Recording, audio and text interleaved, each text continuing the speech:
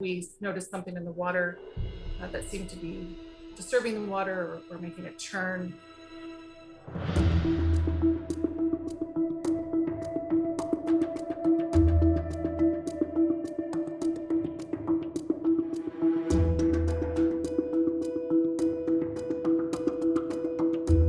We were able to then visually pick up what we describe as a tic-tac, because that's what it looked like, this white oblong shaped object that was moving very fast. It doesn't define me.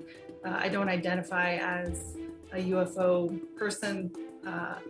It only comes up in my life when other people bring it up or seek me out to talk about it.